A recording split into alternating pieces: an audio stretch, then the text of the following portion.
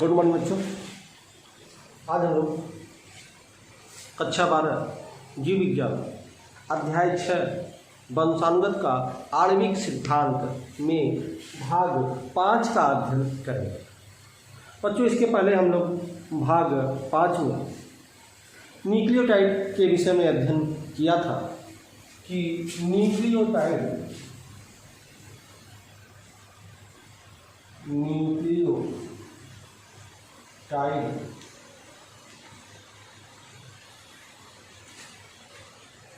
तीन चीजों से मिलकर बना होता है। पहला नाइट्रोजनी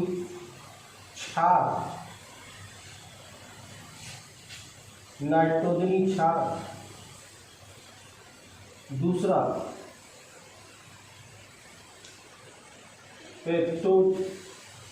पेंटोज शर्करा,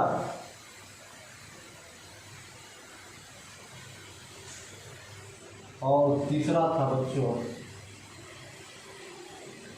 फास्फेट ग्रुप।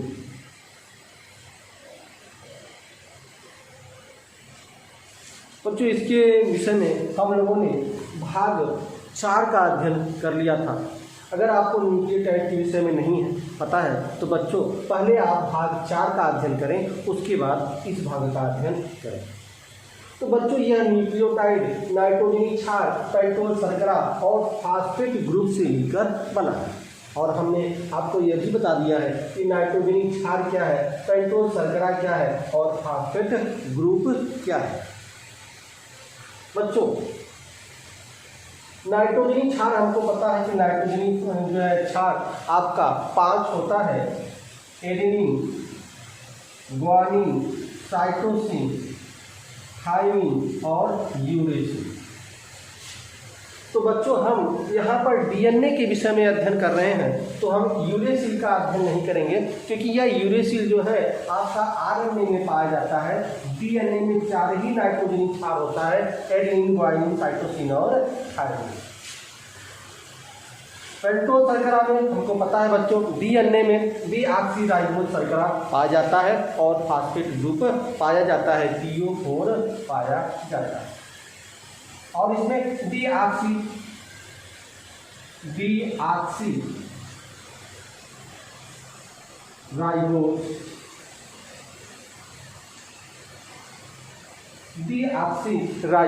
शर्करा। बच्चों, हम यहाँ पर डीएनए की संरचना के विषय में अध्ययन करने वाले हैं, इसलिए हम डीएनए के विषय में आपको यहाँ पर अध्ययन करा रहे हैं। क्योंकि जो है पेंटोज शर्करा 2 प्रकार का होता है, एक होता है डीऑक्सीराइबोज शर्करा जो डीएनए में पाया जाता है, एक होता है राइबोज शर्करा जो आरएनए में पाया जाता है, जिसके विषय में हम विस्तार से भाग 4 में अध्ययन कर रहे हैं। हम यहाँ पर अध्ययन ये करेंगे कि यह जो नाइट्रोजनी क्षार, पेंटोज शर्करा और फास्फेट ग्रुप है, इनको कैसे एक साथ जोड़ते हैं। ठीक है, यह देखेंगे बच्चों। और यह जो न्यूक्लियोटाइड है, 2 शब्द आता है, हम लोग 2 शब्दों के विषय में अध्ययन करेंगे। एक शब्द आता है बच्चों, ध्यान दीजिए, एक शब्द आपका आता है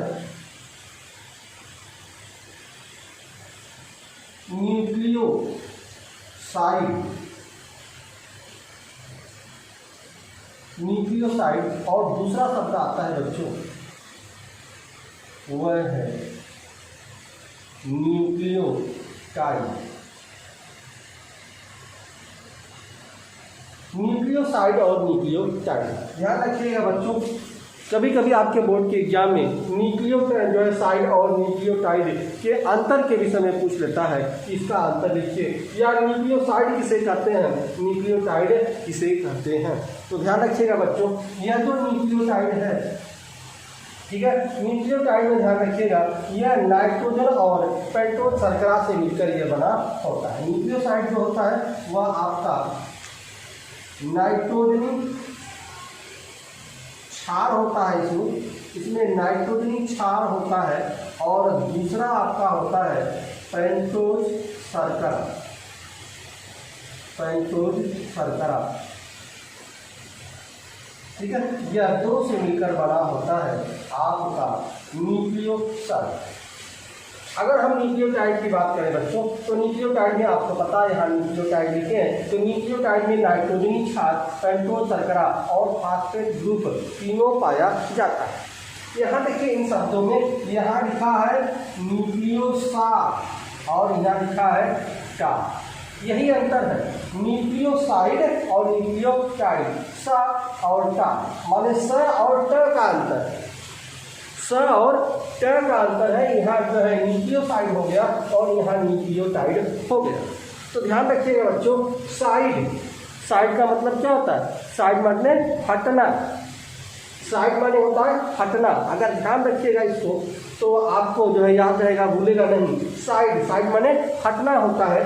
तो जो आपका तीन होता है नाइट्रोजनी क्षार, पेंटोज शर्करा और फास्फेट ग्रुप, उसमें क्या करता है न्यूक्लियोसाइड में फास्फेट ग्रुप को साइड में कर देता है, साइड में कर देता है, इनको हटा देता है। अर्थात न्यूक्लियोसाइड में आपका फास्फेट ग्रुप नहीं रहता, केवल क्या रहता है नाइट्रोजनी क्षार और पेंटोज शर्करा, इन दो से न्यूक्लियोसाइड बनता है। अब हम आते हैं न्यूक्लियोटाइड, टाइड माने पूरा भरा हुआ, पूरा भरकर क्या हो गया टाइड हो गया है, पूरा भरकर क्या हो गया टाइड हो गया है, तो पूरा भरा हुआ। अर्थात इसमें तीनों होते हैं नाइट्रोजनी क्षार, पेंटोज शर्करा और फास्फेट ग्रुप, ठीक है, तीनों जो है इसमें होते हैं न्यूक्लियोटाइड में। इस तरह से न्यूक्लियोटाइड जो है नाइट्रोजनी क्षार और पेंटोज शर्करा से मिलकर बना होता है, और न्यूक्लियोटाइड नाइट्रोजनी क्षार, पेंटोज शर्करा और फास्फेट ग्रुप से मिलकर बना होता है। चलिए इनकी हम संरचना देखते हैं, इनकी संरचना क्या है। तो पहले न्यूक्लियोसाइड की संरचना देखते हैं, न्यूक्लियोसाइड की संरचना क्या है। तो आपको पता है कि पेंटोज शर्करा के विषय में हम लोगों ने अध्ययन कर लिया है कि यह आपका पेंटोज शर्करा इस तरह से होता है, अध्ययन कर लिए हैं बच्चों हम लोग। यह आपका पेंटोज शर्करा होता है, और आपको पता है कि आपका यहाँ पर कार्बन होता है, 1 कार्बन, 2, 3, 4 और एक 5वां कार्बन भी यहाँ पर जुड़ा होता है, OH-CH2, ठीक है। यहाँ पर आप इस तरह से कर लेंगे, यहाँ ऊपर OH जुड़ा होता है, यहाँ पर H होता है, यहाँ पे आपका अंदर की तरफ H, यहाँ भी अंदर की तरफ H, लेकिन जो सेकेंडरी आपका कार्बन है उसमें आपका हाइड्रोजन समूह और थर्ड वाले में हाइड्रॉक्सिल समूह जुड़ा होता है। इसके विषय में हम लोगों ने अध्ययन कर लिया है। आपको पता है कि किस तरह से कार्बन जो है गिरना है। तो यह पहला कार्बन है, यह दूसरा कार्बन, तीसरा कार्बन, चौथा कार्बन और ये 5वां कार्बन है। यह तो बच्चों है आदि केवल पेंटोज शर्करा आदि है, लेकिन यहाँ पर न्यूक्लियोसाइड में क्या है पेंटोज शर्करा और साथ में नाइट्रोजनी क्षार भी जुड़ा हुआ है। यह तो आपका पेंटोज शर्करा। अब इस पेंटोज शर्करा में हमें नाइट्रोजनी क्षार जोड़ना है। तो बच्चों ध्यान रखिएगा, ठीक है, कि पेंटोज शर्करा के, ठीक है, प्राथमिक कार्बन पर, प्राइमरी कार्बन पर या पहले कार्बन पर नाइट्रोजनी क्षार जुड़ा होता है। ध्यान रखिएगा बच्चों, फिर से एक बार, जो पेंटोज शर्करा है, पेंटोज शर्करा की प्राइमरी कार्बन माने पहले कार्बन पर नाइट्रोजनी क्षार जुड़ा होता है। यह पहली चीज है जो याद करने वाली चीज है, इसको याद कर लीजिएगा, ठीक है। तो देखिए यह पहला कार्बन है, दूसरा कार्बन, तीसरा कार्बन, चौथा कार्बन और 5वां कार्बन। तो जो पहला वाला कार्बन है, पहले वाले कार्बन पर ही नाइट्रोजनी क्षार जुड़ा होता है। तो जो यह OH है बच्चों, यह OH हट जाता है और यहाँ जुड़ जाता है नाइट्रोजनी क्षार इस तरह से, और यह पूरा हो गया बच्चों इसका संरचना। यह संरचना हो गया न्यूक्लियोसाइड का, क्योंकि आपको देखा न्यूक्लियोसाइड में क्या है, न्यूक्लियोसाइड में पेंटोज शर्करा है, यह पेंटोज शर्करा है, तथा नाइट्रोजनी क्षार, यह नाइट्रोजनी क्षार है। ध्यान रखिएगा बच्चों कि नाइट्रोजनी क्षार कहाँ जुड़ता है, पेंटोज शर्करा के पहले कार्बन पर नाइट्रोजनी क्षार जुड़ता है। चलिए अब हम बात करते हैं न्यूक्लियोसाइड की संरचना। न्यूक्लियोसाइड की संरचना कैसे होती है बच्चों, ठीक इसी तरह से इसका भी हम लोग फिगर बनाएंगे। इस तरह से फिगर आप बनाइए, इस तरह से इसका भी फिगर बन गया, ठीक है बच्चों। यहाँ भी देखिए, यह आपका जो है OH मान लीजिए हम यहाँ पर जोड़ देते हैं, यहाँ H जुड़ा होता है, यहाँ पर भी H होता है, अंदर भी H होता है, इसके अंदर H होता है, यहाँ OH होता है, यहाँ H जुड़ा होता है और यहाँ पर OHCH2 जुड़ा होता है। ठीक है बच्चों, तो यह तो आपका रहा पेंटोज शर्करा।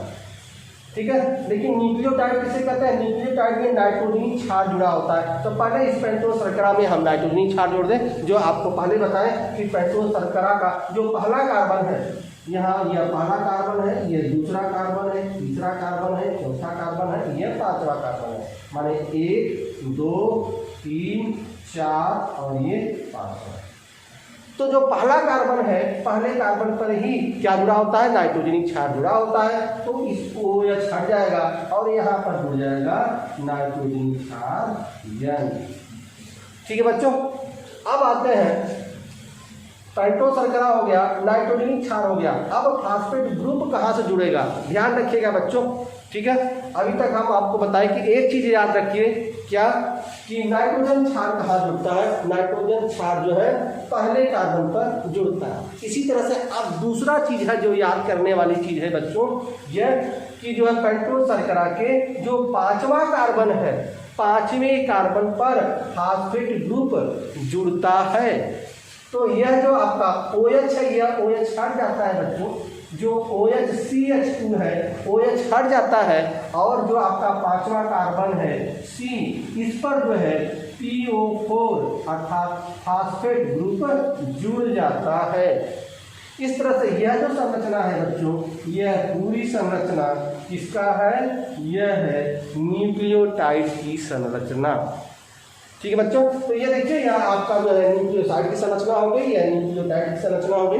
ठीक है, दोनों में क्या अंतर है? इसमें केवल 2 होता है, एक जो है आपका पेंटोज शर्करा, दूसरा नाइट्रोजन। इसमें तीनों होता है, पेंटोज शर्करा, नाइट्रोजन और फास्फेट समूह। याद करने वाली चीजें ये बच्चों कि नाइट्रोजन जो नाइट्रोजनी क्षार है वह कहाँ जुड़ता है?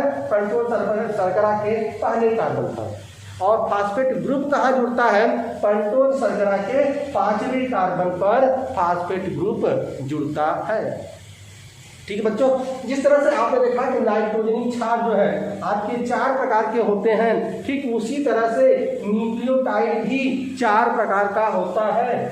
ठीक है, न्यूक्लियोटाइड भी 4 प्रकार का होता है। जैसे आपने नाइट्रोजन रखा N, हमने नाइट्रोजन N रख दिया, तो देखिए यहाँ पर जो है नाइट्रोजन क्षार DNA में क्या होता है? एडेनिन होता है। तो पहला जो नाइट्रोजन क्षार जोड़ेंगे वह एडेनिन जोड़ दीजिए, तो एडेनिन जो है न्यूक्लियोटाइड हो गया।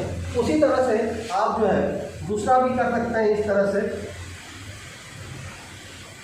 यहाँ पर ये जुड़ गया, इस तरह से बच्चों अंदर दोनों आपको पता है HH रहता है।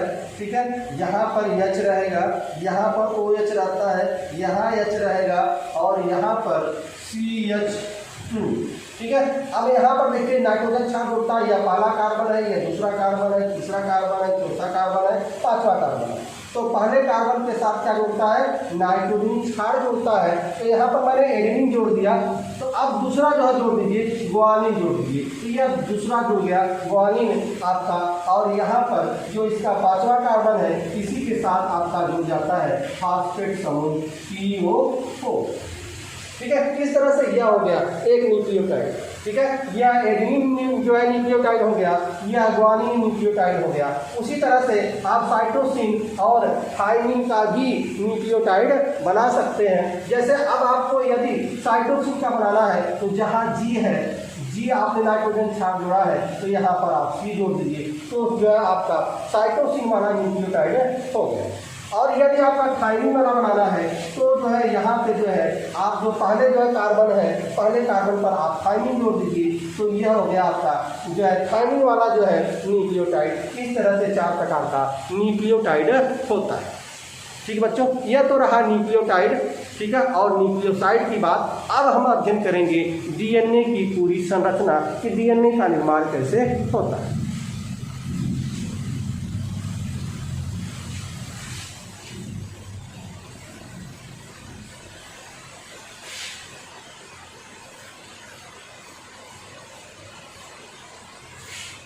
चलिए अब हम यही करेंगे डीएनए की संरचना।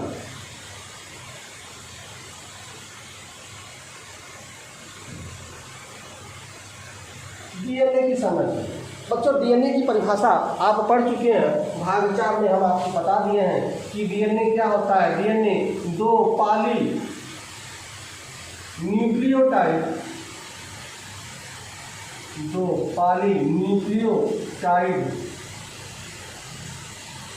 की एक लंबी श्रृंखला होती है।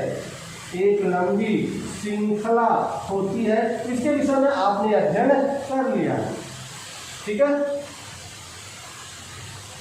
तो 2 पाली माने हम आपको बताए थे बच्चों, पाली माने होता है अनेक, माने बहुत सारे, ठीक है। और न्यूक्लियोटाइड, अब न्यूक्लियोटाइड के विषय में हम आपको बता दिए हैं कि न्यूक्लियोटाइड 3 चीज़ों से मिलकर बना होता है। पहला होता है आपका नाइट्रोजनी क्षार, दूसरा आपका होता है पेंटोज शर्करा और तीसरा होता है फॉस्फेट ग्रुप।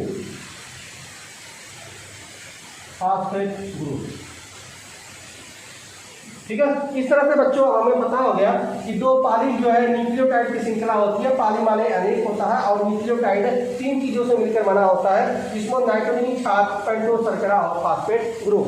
तो इस तरह से आपकी जो डीएनए होती है, जो इस तरह से आपका डीएनए है, इस तरह से जो बच्चों आपके डीएनए की संरचना होती है, ये आपकी डीएनए की संरचना है। हम आपको बताए थे कि डीएनए की संरचना द्विकुंडलित होती है और इसकी संरचना कौन दिया था? इसकी संरचना वाटसन और किक ने जो है डीएनए की संरचना दिया। इस तरह से इसमें अंदर जो है ये नाइट्रोजनी क्षार जुड़े होते हैं। इस तरह से नाइट्रोजनी क्षार जुड़े होते हैं, ठीक है बच्चों। और ध्यान रखिएगा 2 पाली न्यूक्लियोटाइड, यह जो एक है यह एक न्यूक्लियोटाइड है, और यह दूसरा न्यूक्लियोटाइड है। तो इस तरह से यह 2 न्यूक्लियोटाइड है, ठीक है। और न्यूक्लियोटाइड की श्रृंखला, जैसे एक न्यूक्लियोटाइड, दूसरा न्यूक्लियोटाइड, तीसरा, चौथा, 5वां, 6वां, 7वां, इस तरह से अनेक हजारों न्यूक्लियोटाइड जो है मिलकर जो है आपके डीएनए का निर्माण करते हैं। और हम आपको बता दिए थे कि डीएनए की लंबाई जो न्यूक्लियोटाइड की संख्या पर निर्भर करती है। न्यूक्लियोटाइड की जितनी संख्या होगी आपके डीएनए की लंबाई भी उतनी होगी, ठीक है। तो ये देखिए, ये आपका डीएनए हो गया। डीएनए में 2 पाली न्यूक्लियोटाइड, पाली माने अनेक होता है, न्यूक्लियोटाइड माने आप जान गए कि न्यूक्लियोटाइड जो है 3 चीज़ों से मिलकर बना होता है, नाइट्रोजन क्षार, पेंटोज शर्करा और फॉस्फेट ग्रुप। तो किस तरह से जुड़ा होता है बच्चों? तो यहाँ पर ध्यान दीजिए, यह जो आपका है, ये मान लीजिए यह पहला न्यूक्लियोटाइड है, यह पहला न्यूक्लियोटाइड है।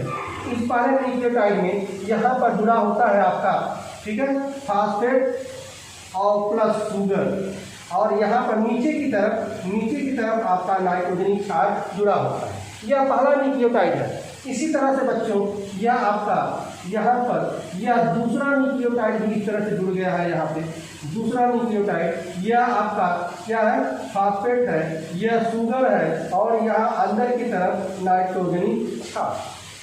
इस तरह से यहाँ भी देखेंगे तो इस तरह से यहाँ भी न्यूक्लियोटाइड ये जुड़ा होगा, यह फॉस्फेट, शुगर, अंदर नाइट्रोजन क्षार। इस तरह से असंख्य न्यूक्लियोटाइड बना होगा। इस तरह से यह एक न्यूक्लियोटाइड की श्रृंखला है। उसी तरह से आपके नीचे भी यह न्यूक्लियोटाइड इस तरह से बनेगा, यहाँ नीचे भी न्यूक्लियोटाइड बनेगा, यह फॉस्फेट और यह शुगर, और अंदर जो है आपका क्या होगा? नाइट्रोजनी क्षार। इस तरह से यहाँ भी देखिए इस तरह से बनेगा, इस तरह से यहाँ भी बनेगा, फॉस्फेट प्लस शुगर अंदर जो है आपका। इस तरह से देखेंगे पूरी श्रृंखला, यह आपका पहला न्यूक्लियोटाइड की श्रृंखला होगी, यह दूसरा न्यूक्लियोटाइड की श्रृंखला होगी। इस तरह से यह न्यूक्लियोटाइड की जो है बहुसंख्यक श्रृंखलाएं बनती हैं, अनेक श्रृंखलाएं बनती हैं, अनेक न्यूक्लियोटाइड मिलकर अनेक जो है डीएनए का निर्माण करते हैं। इस तरह से आपने देखा कि जो डीएनए की जो है जो परिभाषा है, 2 पाली न्यूक्लियोटाइड की एक श्रृंखला होती है, ठीक है। अब हम डीएनए की संरचना देखेंगे, किस तरह से डीएनए का निर्माण होता है। तो डीएनए के निर्माण में बच्चों आपने डीएनए में देखा कि यह न्यूक्लियोटाइड की एक लंबी श्रृंखला होती है। तो हम न्यूक्लियोटाइड जो है न्यूक्लियोटाइड बनाते हैं, उसकी लंबी श्रृंखला होती है। तो यह आपका न्यूक्लियोटाइड यहाँ पर बनेगा इस तरह से बच्चों। यहाँ न्यूक्लियोटाइड हम लोग बनाते हैं, आप लोग बना चुके हैं, इस तरह से बनाइए। यह न्यूक्लियोटाइड है, ठीक है बच्चों। अब यहाँ एच रहता है, इसके अंदर भी एच रहता है। यहाँ आपके तीसरे वाले कार्बन पर OH रहता है, नीचे एच रहता है, और यहाँ पर हमने CH2 जोड़ दिया है, ठीक है। यह पहला कार्बन, दूसरा कार्बन, तीसरा कार्बन, चौथा कार्बन और ये पांचवा कार्बन, ठीक है। तो आपको पता है कि जो यह आपका पेंटोज शर्करा है, पेंटोज शर्करा पर नाइट्रोजनी क्षार कहाँ जुड़ते हैं? कार्बन के जो पेंटोज शर्करा के जो पहला कार्बन है, पहले कार्बन पर आपका जो है नाइट्रोजनी क्षार जुड़ता है। मान लीजिए मैंने यह नाइट्रोजनी क्षार एडेनिन को जोड़ दिया। अब फास्फेट समूह कहाँ जुड़ता है बच्चों? फास्फेट समूह आपके पांचवें ग्रुप पर जुड़ता है, अर्थात यहाँ पर आपका क्या जुड़ जाएगा? PO4। तो यह बच्चों पहला न्यूक्लियोटाइड हो गया, ठीक है। अभी तक इसमें दो चीज ध्यान रखिए। पहला, यह नाइट्रोजनी क्षार कहाँ जुड़ता है? पेंटोज शर्करा के पहले कार्बन पर। और फास्फेट कहाँ जुड़ता है? फास्फेट जो है पेंटोज शर्करा के पांचवें कार्बन पर जुड़ता है। अब तीसरी चीज बच्चों जो याद करने वाली चीज है, जब एक न्यूक्लियोटाइड से दूसरा न्यूक्लियोटाइड जुड़ता है तो वह कैसे जुड़ता है? तो जो पहले न्यूक्लियोटाइड से दूसरा न्यूक्लियोटाइड जुड़ता है, तो पहले न्यूक्लियोटाइड का जो पेंटोज शर्करा का तीसरा कार्बन होता है, तीसरे कार्बन से दूसरे न्यूक्लियोटाइड का फास्फेट ग्रुप जुड़ता है। ध्यान रखिए बच्चों, मैंने क्या कहा? मैंने कहा कि एक न्यूक्लियोटाइड से जब दूसरा न्यूक्लियोटाइड जुड़ते हैं तो कैसे जुड़ता है? तो जो पहला वाला न्यूक्लियोटाइड है, ठीक है, उस पहले वाले न्यूक्लियोटाइड के तीसरे कार्बन से दूसरे न्यूक्लियोटाइड का फास्फेट ग्रुप जुड़ता है। यह याद कीजिएगा। तो चलिए ये देखिए, यह पहला कार्बन है, यह दूसरा कार्बन है, यह तीसरा कार्बन है, अर्थात तीसरे कार्बन से दूसरे न्यूक्लियोटाइड का फास्फेट ग्रुप जुड़ेगा, अर्थात फास्फेट जुड़ेगा, अर्थात PO4। यह जुड़ गया बच्चों PO4, ठीक है। अब यह PO4 हो गया। अब इस तरह से PO4 हो गया। अब यहाँ से इस तरह से हम इसकी संरचना करेंगे PO4। ये बन गया संरचना बच्चों। इस तरह से कीजिएगा, ठीक है। ये यहाँ नीचे आ गया, ठीक है। यह पहला कार्बन है, दूसरा कार्बन है, तीसरा कार्बन है, चौथा कार्बन है, ये पांचवा कार्बन है। यहाँ CH2, ठीक है। इस पांचवें कार्बन से यह PO4 जुड़ गया है, ठीक है। अब यहाँ पर पता है इसमें जो है आपका H होता है, यह OH रहता है, अंदर यहाँ H है, यहाँ भी H है और यहाँ भी H रहता है। अब यहाँ पर जो आपका पहला जो है आपका कार्बन है, तो इससे क्या जुड़ेगा? नाइट्रोजन क्षार जुड़ेगा। आपने एडेनिन जोड़ दिया है, अब कोई और जो जोड़ दीजिए। तो चलिए हम जो जोड़ देते हैं साइटोसिन को। हमने C को जोड़ दिया, साइटोसिन को, ठीक है बच्चों। इसी तरह से अब आपका तीसरा आएगा, जगह नहीं मिलेगा, ठीक है। इसी तरह से आपका तीसरा जुड़ेगा बच्चों।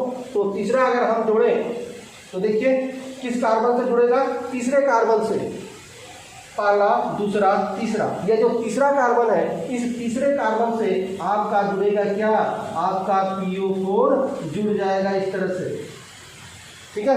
यह PO4 जुड़ जाएगा और यहाँ आपका CH2 इससे जुड़ा है, ठीक है। तो यह इस तरह से आपका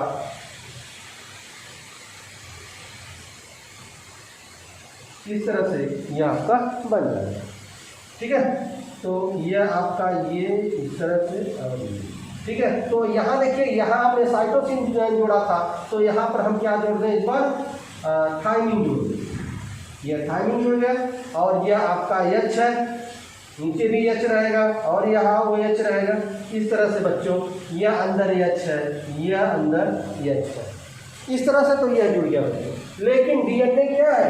DNA 2 पॉलीन्यूक्लियोटाइड की एक लंबी श्रृंखला होती है। यह तो एक न्यूक्लियोटाइड बना। अब दूसरा न्यूक्लियोटाइड कैसे बनेगा बच्चों, उसके ध्यान में दें। यह 3 है, एक और बनेगा, थायमिन का बना लिए, ठीक है। तो इस तरह से असंख्य माने 3 जोड़ा है। इस तरह से अनेक न्यूक्लियोटाइड एक दूसरे से जुड़ते हैं। तो यह एक न्यूक्लियोटाइड की श्रृंखला रहा। अब हम दूसरा न्यूक्लियोटाइड की श्रृंखला देखते हैं। दूसरा न्यूक्लियोटाइड की श्रृंखला ध्यान दीजिएगा, यह थोड़ा उल्टा बनेगा, ठीक है। विशेष ध्यान दीजिएगा, यह वाला जो सिरा है, यह वाला नीचे रहेगा और यह वाला सिरा ऊपर रहेगा। ध्यान दीजिएगा बच्चों, अर्थात यह वाला जो हम बनाने जा रहे हैं बच्चों यहाँ पे, ठीक है। तो यहाँ ध्यान दीजिए, यह वाला सिरा जो है आपका, ठीक है, यह नीचे रहेगा। यह देखिए, यह इसमें ऊपर था, इस वाले सिरे में यह नीचे रहेगा। तो अब आप नीचे इसको कर देंगे, ठीक है। तब अब क्या होगा, और यह वाला जो है यह सिरा ऊपर रहेगा। तो आप इस तरह से इसको बनाइए,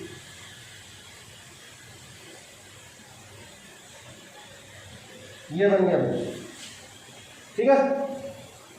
अब यहाँ पर इस तरह से कर दीजिए आप। अब यहाँ पर ध्यान रखिएगा बच्चों, जैसे हमने यहाँ पर कार्बन को किस तरह से गिना था, यहाँ से पहला कार्बन, दूसरा कार्बन, तीसरा कार्बन, चौथा कार्बन और 5वां कार्बन। यहाँ पर बच्चों यहाँ से गिना जाएगा, क्योंकि यह नीचे हो गया और यह वाला ऊपर हो गया। इसको मैंने उल्टा कर दिया, तो गिनती भी इस तरह से होगी। यह पहला कार्बन, ठीक है, यह दूसरा कार्बन, यह तीसरा कार्बन और ये चौथा कार्बन, और यहाँ CH2 जुड़ेगा, तो ये हो जाएगा 5वां कार्बन। इस तरह से यह कार्बन जुड़ेगा बच्चों, ठीक है। ये नंबरिंग हटा देते हैं। तो पहला कार्बन, दूसरा कार्बन, तीसरा कार्बन और ये चौथा कार्बन और ये 5वां कार्बन, ठीक है। यहाँ ऊपर H होगा, यहाँ H होगा, यहाँ आपका OH होगा, यहाँ अंदर H होगा, यहाँ अंदर H होगा, ठीक है, और यहाँ H होगा। इस तरह से होगा बच्चों।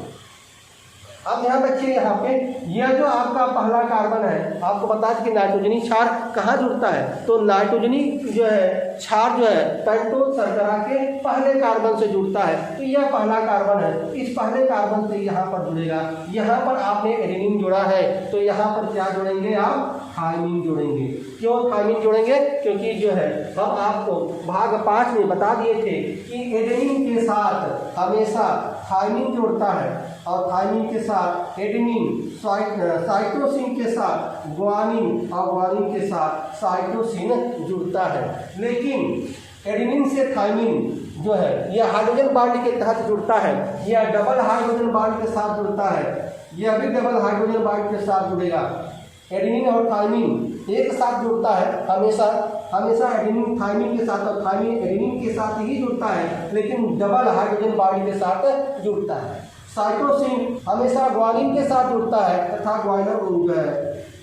आपका ये ग्वानिन हमेशा साइटोसिन के साथ जुड़ता है, लेकिन ट्रिपल हाइड्रोजन बॉन्ड के साथ। यह हम आपको पिछले वीडियो में बता चुके हैं, ठीक है। तो इसको ध्यान रखिएगा, ठीक है।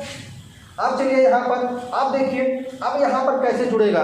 तो जो आपका यह वाला है बच्चों CH4, आपको पता है इसमें आपने देखा था कि एक न्यूक्लियोटाइड से दूसरा जो न्यूक्लियोटाइड जुड़ते हैं, ठीक है, पहले न्यूक्लियोटाइड का जो तीसरा कार्बन होता है उस तीसरे कार्बन से, ठीक है, तीसरे कार्बन का फास्फेट ग्रुप जुड़ता है। तो ध्यान रखिएगा, इसके साथ जो PO4 जुड़ेगा, ठीक है, वह कौन सा होगा, वह दूसरे न्यूक्लियोटाइड का तीसरा कार्बन वाला तत्व जुड़ेगा। अर्थात यहाँ पर तीसरा कार्बन वाला तत्व होगा जो आपका यह PO4 जुड़ा, ठीक है।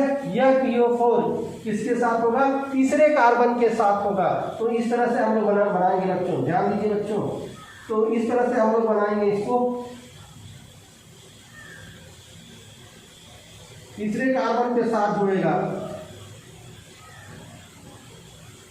ये बच्चों, ठीक है। क्योंकि देखिए यह आपका पहला कार्बन, यह दूसरा कार्बन और यह हो गया तीसरा कार्बन, और ये आपका चौथा कार्बन, और ये जो आपका बनेगा CH2 ये हो जाएगा आपका 5वां कार्बन। ठीक है बच्चों, तो ध्यान रखिए यह आपका पहला कार्बन है इस तरह से, यह दूसरा कार्बन है और यह आपका तीसरा कार्बन है। ठीक है, यहाँ H जुड़ गया, यहाँ H ऊपर, यहाँ भी नीचे भी H, यहाँ पर आपका OH जुड़ेगा। ठीक है, और यहाँ पर आपका नीचे H होगा और यहाँ पर आपका ये H होगा। अब ये जो आपका पहला कार्बन है, पहले कार्बन के साथ ही आपका क्या जुड़ता है, नाइट्रोजनी क्षार जुड़ता है। चूंकि बच्चों अब यहाँ ये साइटोसिन है तो यहाँ पर क्या जुड़ेगा, यहाँ पर गुआनिन जुड़ेगा। इस तरह से यहाँ पर गुआनिन जुड़ेगा। ठीक है बच्चों, ध्यान दीजिए एक बार फिर से। ठीक है, डीएनए की संरचना कठिन है, अगर ध्यान से देखेंगे तो समझ में आ जाएगा। ठीक है, नहीं तो समझ में आएगा नहीं। ठीक है बच्चों, तो यहाँ पर देखेंगे यही जो है, यही वही चीज़ यहाँ पर है लेकिन थोड़ा सा उलट गया है। ठीक है, उलट इसलिए गया है कि यह देखिए यह वाला जो सिरा जो ऊपर था यह वाला सिरा नीचे हो गया, जिसके कारण जो है कार्बन को अब यहाँ से गिनते हैं 1 2 3 4 और 5। ठीक है, तो यह पहला कार्बन है, यह दूसरा कार्बन है, यह तीसरा कार्बन है। ठीक है बच्चों, अब एक न्यूक्लियोटाइड से जब दूसरा न्यूक्लियोटाइड जुड़ता है तो पता है जो दूसरा न्यूक्लियोटाइड जुड़ता है वह तीसरे कार्बन से जुड़ता है, पेंटोस शर्करा के तीसरे कार्बन से। यहाँ देखिए यह पेंटोस शर्करा का यह तीसरा कार्बन है। अब गिनती यहाँ से करते हैं, यह पहला, यह दूसरा, यह तीसरा, तीसरे से यह वाला जुड़ा है। यह वाला जो फॉस्फेट समूह है यह तीसरे कार्बन से जुड़ा है।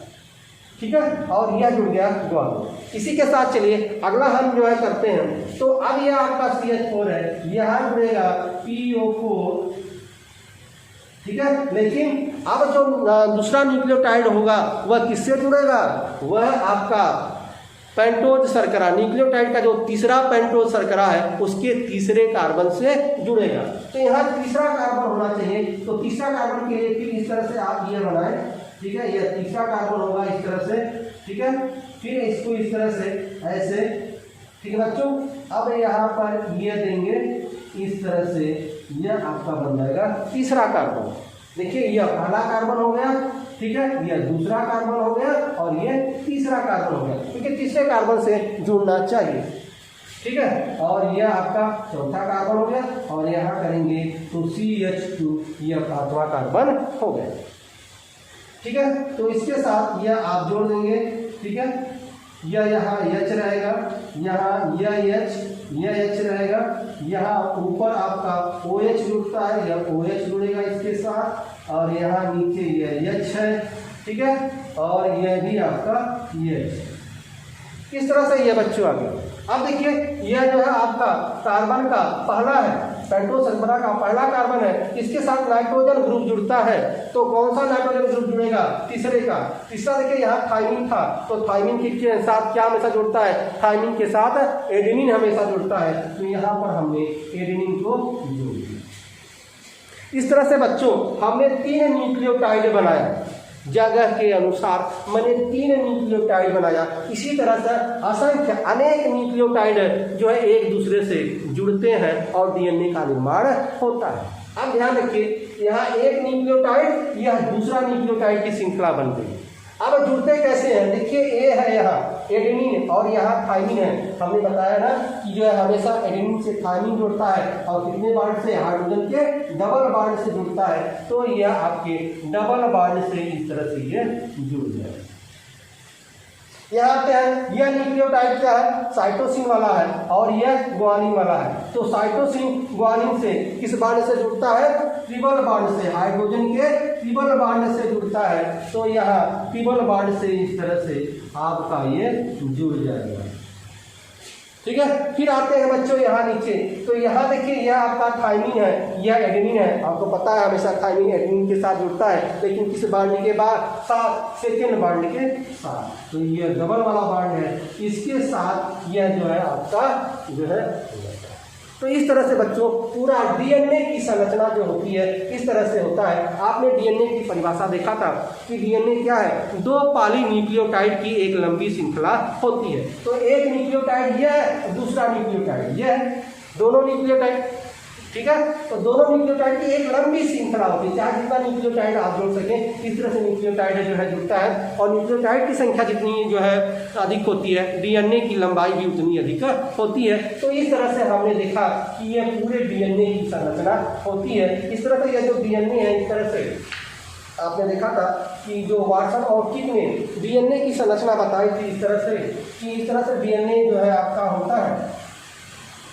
डीएनए की संरचना जो वाटसन और किक ने बताई थी इस तरह से डीएनए की संरचना होती है।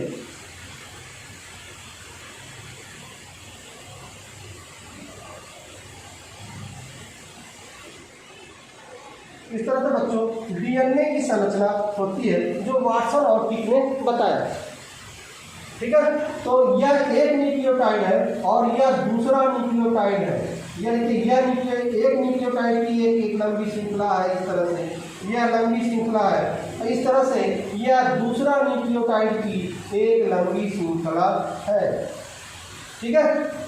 और यह जो है आपस में इस तरह से जुड़े रहते हैं। मान लीजिए यहाँ एडेनिन है तो एडेनिन के साथ क्या बनेगा, थायमिन, किस बांड के साथ, डबल बांड के साथ।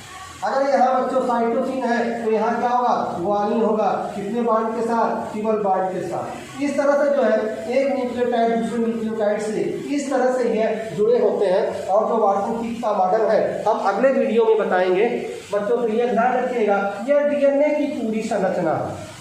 डीएनए दो पॉली न्यूक्लियोटाइड की एक लंबी श्रृंखला होती है, एक न्यूक्लियोटाइड ये है, एक न्यूक्लियोटाइड है। इस तरह से जो है अनेक जो है न्यूक्लियोटाइड की श्रृंखला बनती है, और यह रहा पूरा डीएनए की संरचना। ठीक है बच्चों, यह पूरा रहा आपके डीएनए की संरचना, और आगे हम आपको अगले वीडियो में पढ़ाएंगे। तब तक के लिए बच्चों धन्यवाद।